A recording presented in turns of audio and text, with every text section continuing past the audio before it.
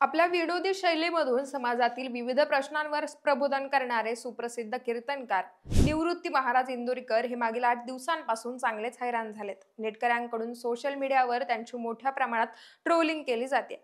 त्याला कारण ठरलाय त्यांच्या कन्येच्या साखरपुड्याचा शाही सोहळा. ज्ञानेश्वरी आणि साहिल या दोघांचा साखरपुडा नुकताच संगमनेर येथील वसंत लॉन्स येथे मोठ्या थाटामाटात पार पडला. या शाही सोहळ्याचे व्हिडिओ आणि फोटो समाज माध्यमांवर प्रचंड व्हायरल झाले. त्यावर समाजातील विविध स्तरातून प्रतिक्रिया उमटल्या. लग्न साधी केली तरी मुलं होतात असा संदेश देणाऱ्या इंदोरीकर महाराजांनी स्वतःच्या लेकीच्या साखरपुड्यात मात्र पैशांची उधळण केली. त्यामुळे महाराज टीकेचे धनी ठरलेत.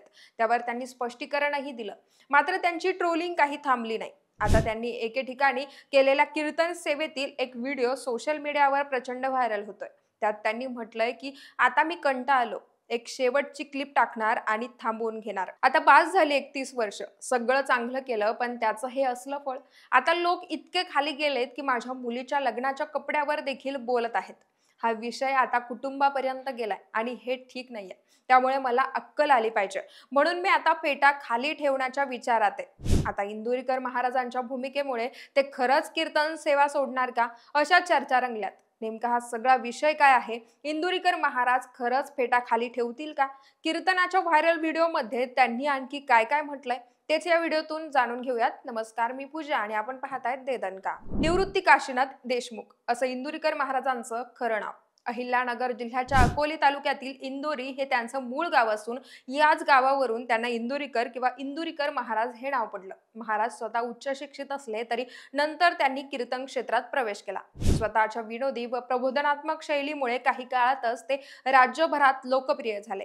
जवळपास पुढच्या 2 वर्षांपर्यंतच्या कीर्तन सेवेच्या त्यांच्या तारखा बुक असतात. त्यांनी कीर्तनात केलेल्या उपदेशाचे व्हिडिओ रील सातत्यानं सोशल मीडियावर व्हायरल होत असतात. समाजातील वाईट गोष्टींवर ते सडकून टीका करतात. पण आता स्वतःवर होत असलेल्या टीकेमुळे महाराज प्रचंड अस्वस्थ झालेत. एवढे की येणाऱ्या 2-3 दिवसात ते कीर्तन सेवा सोडण्याच्या तयारीत आहे. संगमनेरच्या वसंत लॉन्स येथे त्यांची कन्या ज्ञानेश्वरी आणि साहिल यांचा साखरपुडा अगदी शाही पद्धतीने पार पडला. इंदोरीकर महाराजांचे जावई साहिल चिलप हे पुणे जिल्ह्याच्या जुन्नर तालुक्यातील काटेडे येणेरे गावचे मूळ रहिवासी असून सध्या व्यवसायाच्या निमित्तानं नवी मुंबईत वास्तव्यास आहे. त्यांचा वडिलोपार्जित ट्रान्सपोर्टचा मोठा व्यवसाय असून त्यांच्याकडे अनेक वाहनं आहेत. याशिवाय त्यांचा शेती आणि बांधकाम व्यवसाय असल्याचं सुद्धा बोललं जात आहे. ज्ञानेश्वरी आणि साहिलच्या या साखरपुड्या सोहळ्याला काँग्रेस नेते बाळासाहेब थोरात यांच्यासह अनेक मान्यवर नेते उपस्थित होते. महाराजांच्या लेकीची मंगल कार्यालयातील शाही एंट्री, पाठीमागे गाड्यांचा मोठा ताफा, ओपन जीप मधून त्यांच्या मुलीचं संगीताच्या तालावर डोलणं याचे व्हिडिओ आणि फोटो सोशल मीडियावर व्हायरल होताच अनेकांनी इंदोरीकर महाराजांना टार्गेट केलं. त्याला कारणीभूत होती महाराजांनी त्यांच्या कीर्तनात केलेली वक्तव्य किंवा मग समाजाला दिलेले उपदेश. त्यामुळे लोका सांगे ब्रह्मज्ञान मात्र स्वतः मात्र कोरडे पाषाण, अशी टीका इंदोरीकर महाराजांवर सुरू झाली. आता महाराजांना असं काही घडणार आहे हे अगोदरच माहिती होतं की काय, म्हणून त्यांनी त्या साखरपुड्यात भाषण करताना सांगितलं की एवढ्या मोठ्या पद्धतीनं साखरपुडा करण्याचं कारण म्हणजे तुम्हाला हे दाखवायचं आहे की आपण बदलू शकतो, बदल करण्याची ताकद आपल्यामध्ये आहे. सोबतच महाराजांनी या समारंभात सगळ्यांना समान वागणूक दिली. पण आता 8 दिवस झाले तरीही महाराजांची ट्रोलिंग काही केल्या थांबत नाहीये. त्यामुळे इंदोरीकर महाराजांनी एके ठिकाणी कीर्तन करताना थेट सांगून टाकलं की बास झाला, आता आपण फेटा खाली ठेवणार. कारण आम्ही किती कष्ट केले, आमचा संसार किती कष्टामधून मोठा केला याचा लोक आता विचार करत नाहीये.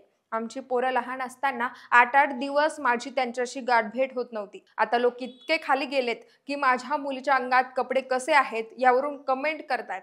याच्यापेक्षा वाईट काय असेल? 4 दिवसांपासून माझ्या मुलीच्या अंगावरील कपड्यांवर लोकांनी बातम्या तयार केल्या. तुम्ही मला घोडे लावा, यात माझा पिंड गेलाय. पण माझ्या मुलाचा आणि मुलीचा यात काय दोष आहे? कॅमेरावाल्यांनी 8 दिवसात माझं जगणं मुश्किल करून टाकलंय. मुलगी तुम्हालाही आहे. तुमच्या मुलीच्या कपड्यांवर एखाद्यानं कमेंट केली तर तुम्हाला काय वाटेल? आणि मुलीच्या साखरपुड्यात कपडे नवरदेवाकडचे घेतात की मुलीकडचे घेतात? मग कपडे त्यांनी आणले असतील की मी घेतले असतील? एवढी तरी क्लिप टाकणाऱ्यांना लाज पाहिजे. माणूस नालायक असावा पण किती. पुढे इंदोरीकर महाराज असंही म्हणाले की आता मी कंटाळलो महाराज, 2-3 दिवसात एक क्लिप टाकून देणार आहे आणि थांबवून घेणार आहे. आता बस झाली 31 वर्ष. माझ्यापर्यंत ठीक होतं, पण आता विषय घरादारापर्यंत गेल्यावर त्यात त्याच्यात मजा नाही आणि ही अक्कल इंदुरीकरला आली पाहिजे. त्यांनी कीर्तन बंद केलं पाहिजे. कमेंट करणारे लोक बोलायला लागले की इंदुरीकरनं फेटा ठेवून द्यावा, त्यामुळे आम्ही मागील 2-3 दिवसांपासून विचार करतोय, त्यामुळे लवकरच निर्णय घेणार. आता इंदुरीकर महाराजांच्या या कीर्तनातील वक्तव्याआधी इंदुरीकर महाराज खरंच कीर्तन सेवा सोडणार का, या चर्चांना जोर आलाय. अनेकांनी महाराजांना अजिबात व्यतीत होऊ नका, फेटा खाली ठेवू नका, महाराष्ट्र तुमच्या सोबत आहे असं म्हटलंय. तर काही नेटकऱ्यांनी म्हटलंय की महाराज तुम्हीच सांगता, भुंकणाऱ्याला तुकडा टाकून पुढे चला आणि आता तुम्हीच हतबल होताय. महाराज फेटा आहे तिथेच राहू द्या. तुकोबा, ज्ञानोबा यांना देखील लोकांनी त्रास दिला. आपण तर माणसं आहोत. काहींनी तर महाराजांची ही सगळी नाटकं असल्याचं म्हटलंय. महाराज कीर्तन सेवा बंद करणार नाहीत. महाराज आजपर्यंत दुसऱ्यांच्या आया बहिणींना काय घालावं, कसं वागावं, कसं राहावं याबद्दल उपदेश देत होते. त्यांना अवदसा म्हणत होते. गुड्डी 30 रुपयांचा लिंबाखालचा गॉगल घालून होणाऱ्या नवऱ्यापुढे, पाहुण्यांपुढे भर मंडपात नाचते. तिची खानदान तपासली पाहिजे असं महाराज म्हणायचे. पण जेव्हा त्यांचीच गुड्डी सनरूफ मधून उभा राहून गॉगल घालून नाचायला लागली, तेव्हा महाराजांना ते कसं जमलं? ट्रोल करणाऱ्या लोकांनी वेगळं काय केलं? महाराजांनीच वापरलेल्या शब्दांची फक्त त्यांना आठवण करून दिली. तर महाराजांनी डायरेक्ट हा विषय फेटा खाली ठेवण्यापर्यंत नेला. पण काळजी करू नका, महाराज फेटा खाली ठेवणार नाहीत. इंदुरकर महाराजांनी घेतलेल्या निर्णयामुळे अशा वेगवेगळ्या प्रतिक्रिया सध्या बघायला मिळतात. दरम्यान इंदुरीकर महाराज खरंच कीर्तन सेवा सोडतील का? मुलीचा शाही साखरपुडा सोहळा करून महाराज खरंच चुकलेत का? आता यावर तुम्हाला काय वाटतं? तुमची मतं आम्हाला कमेंट्सच्या माध्यमातून कळवा आणि देदनकाला सबस्क्राईब करायला विसरू नका.